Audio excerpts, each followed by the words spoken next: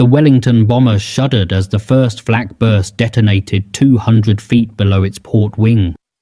Flight Sergeant James Ward felt the concussion through his boots, through the control column, through his chest. Over Germany on the night of 13 April 1941, the darkness had just turned lethal. Another burst, closer now, orange blossom of fire that painted the cockpit instruments in hellish light for half a heartbeat before darkness swallowed everything again. Ward banked starboard, dropping 500 feet, changing altitude and heading simultaneously because German flak predictors needed consistency to kill you. Give them a straight path and you'd be shredded aluminium before the next breath. The Wellington, serial number R1333, carried 6 men and 4,000 pounds of high explosive toward Hamburg's oil refineries. She was a geodetic marvel, Barnes-Wallace's basket-weave lattice design that could absorb punishment no conventional airframe would survive. Fabric skin stretched over a framework of interlocking duraluminium channels, the whole structure distributing stress across thousands of connection points rather than concentrating it in a few critical members. Men had brought Wellingtons home with entire sections missing, the geodetic skeleton holding together when logic said the aircraft should fold like paper. But no airframe design, however brilliant, could protect the men inside when an 88mm shell exploded at precisely the right altitude, the right distance, with the right trajectory. The German crews manning those guns weren't amateurs. They'd been refining their technique since Spain, through Poland, through France.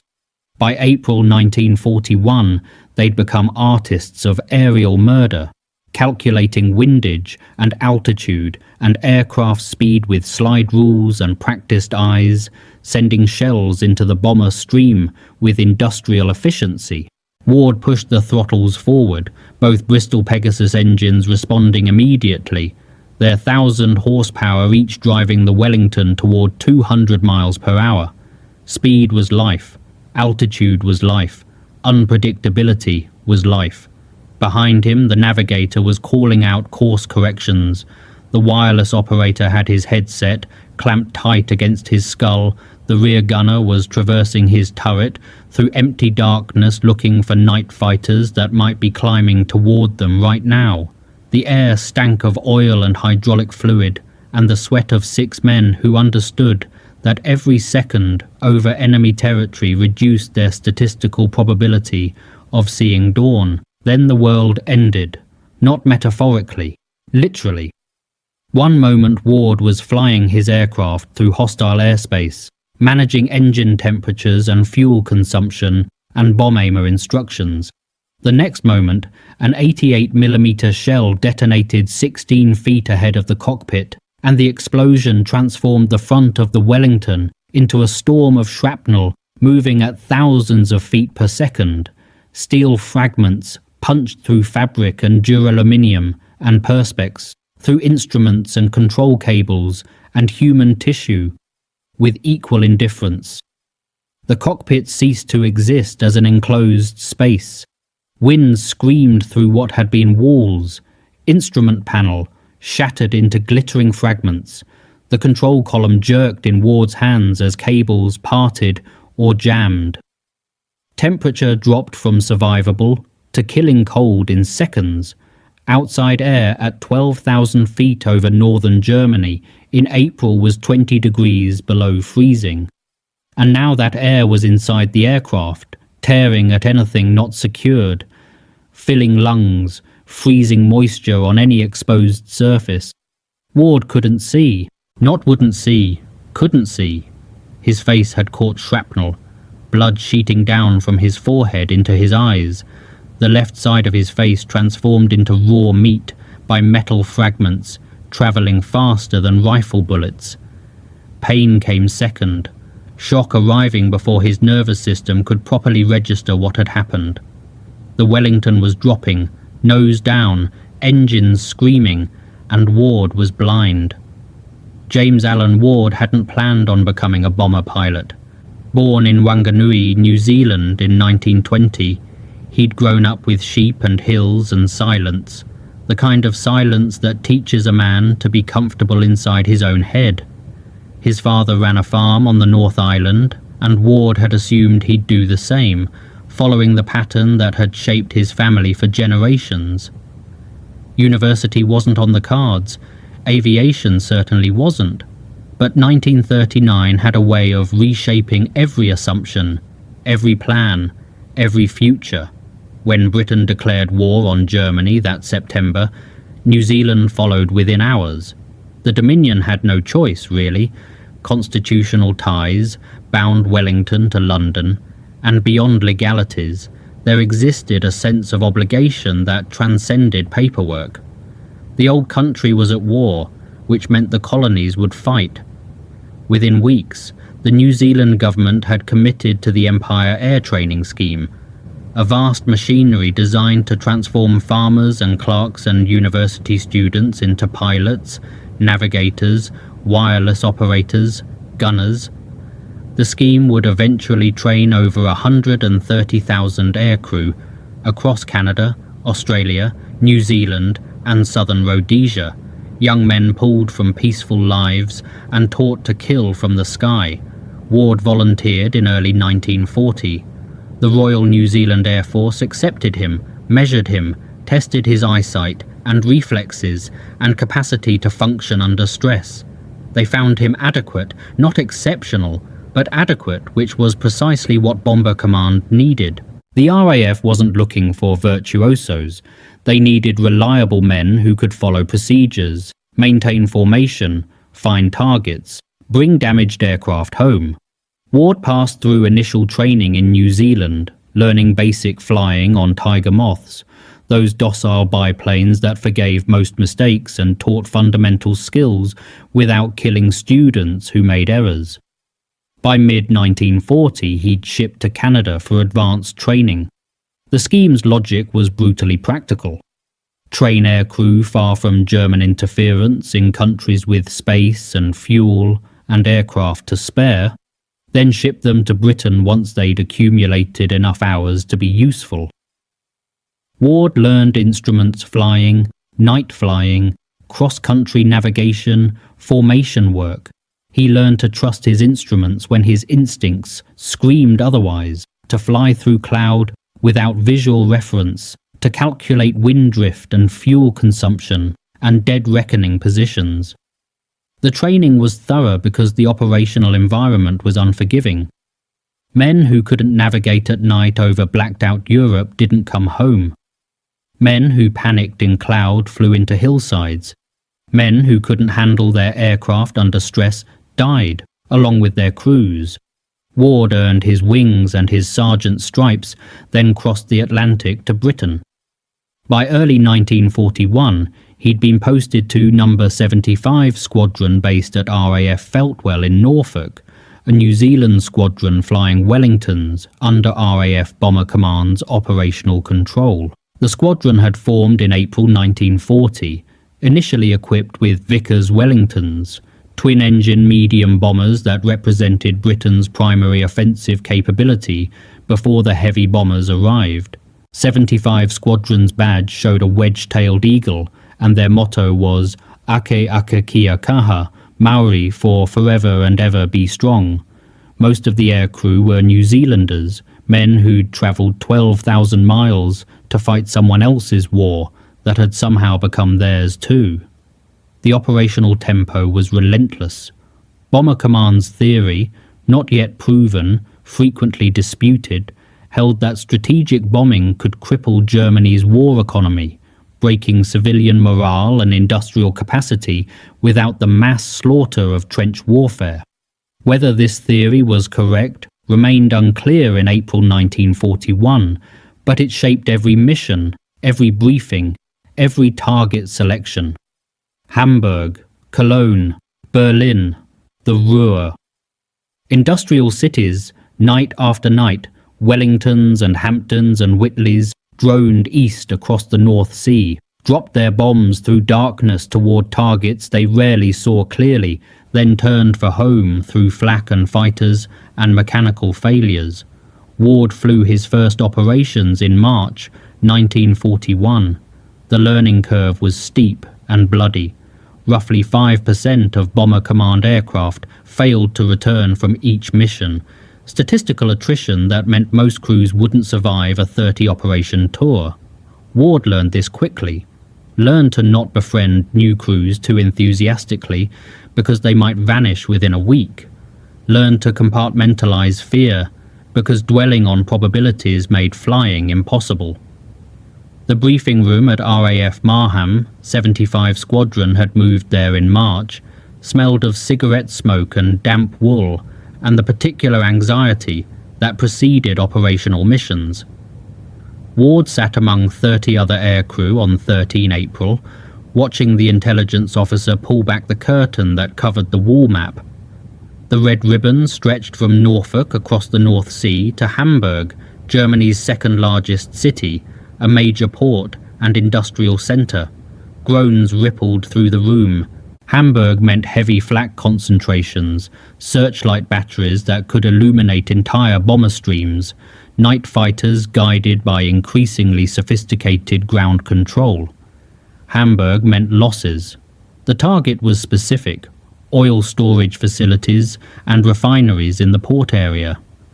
Bomber Command's obsession with oil made tactical sense. Germany ran on petroleum, and every barrel destroyed theoretically shortened the war. Whether the bombs actually hit refineries remained questionable.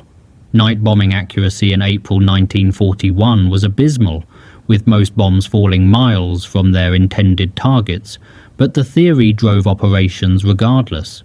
The intelligence officer detailed flak positions, searchlight concentrations, likely fighter patrol areas, expected cloud cover over the target, 3/10, moon phase, waning gibbous, sufficient illumination for navigation, but not enough to silhouette bombers clearly. Winds aloft, 20 knots from the northwest.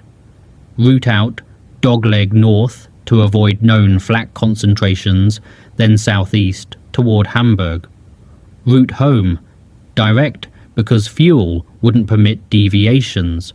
Ward's crew had been together for 6 weeks, long enough to develop rhythm, but not long enough to become complacent.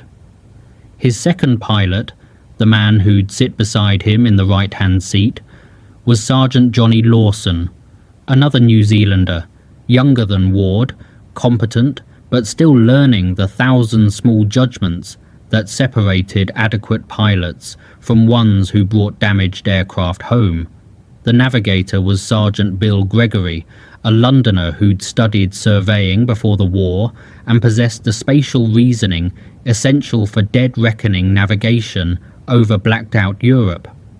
Wireless operator Sergeant Tom Hughes, Welsh, 22 years old, responsible for radio communications and monitoring German frequencies for fighter activity warnings. Bomb aimer Sergeant Dennis Owen, who'd lie in the nose during the bombing run, guiding Ward toward the target. Rear gunner Sergeant Mike Carter, isolated in his turret, watching darkness for the fighter attack that might come without warning. The Wellington they'd been assigned, R1333, was a Mark I Charlie, powered by 2 Bristol Pegasus radial engines producing 1,000 horsepower each. Wingspan 64 feet, length 60 feet, maximum speed 235 miles per hour at 15,000 feet, though operational speeds ran slower to conserve fuel. Range with standard fuel load, roughly 1,100 miles, barely sufficient for Hamburg and return with minimal reserves. The bomb load tonight would be 4,000 pounds, a mix of high explosive and incendiaries carried in the fuselage bomb bay. The Wellington's geodetic construction meant bombs hung vertically in cells, released by mechanical linkages controlled from the bomb aimer's position. Defensive armament was minimal by later standards: 2 Browning .303 machine guns in the nose turret, 2 in the tail turret, 2 in beam positions. rifle-caliber weapons against cannon-armed night fighters, a mismatch that favoured the hunters. The Wellington's survival depended on darkness, on evasion, on the statistical vastness of night sky that made interception difficult despite German improvements in radar and ground control. Armour protection was sparse, some plating behind the pilots, nothing for the other crew positions. Weight was the enemy. Every pound of armour meant less fuel or fewer bombs. Ward and his crew walked to their aircraft as dusk gathered. The Wellington sat on its dispersal pan, fabric skin rippling slightly in the wind, ground crew making final checks. They'd painted the squadron codes on the fuselage, AAG for this particular aircraft, and the roundels showed faded and patched from previous operations. This Wellington had flown 23 operational sorties, survived more missions than most crews, developed quirks that Ward had learned. The port engine ran hot. Watch the cylinder head temperature. The starboard fuel gauge read low by 15 gallons. Compensate mentally. The rudder trim needed half a degree right bias to fly straight. Pre-flight checks consumed 20 minutes. Walk around, visual inspection, control surface movement, fuel state verification, bomb load confirmation. The ground crew had done their work properly. Everything functioned. Ward climbed through the belly hatch, moved forward to the cockpit, settled into the left-hand seat.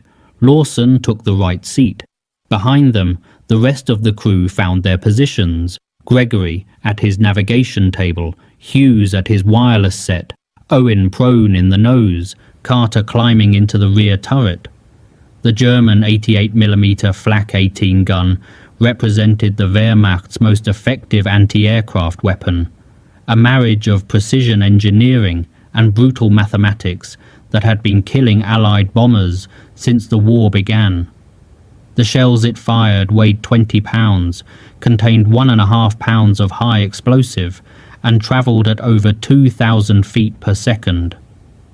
At the moment of detonation, the shell casing fragmented into hundreds of steel shards, each piece moving at velocities sufficient to punch through aluminium alloy, sever control cables, shred hydraulic lines, and tear through human tissue with surgical efficiency.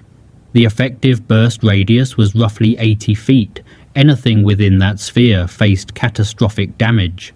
German flak batteries around Hamburg operated in coordinated groups, directed by acoustic detection equipment and increasingly by Würzburg radar sets that could track individual aircraft through darkness and cloud.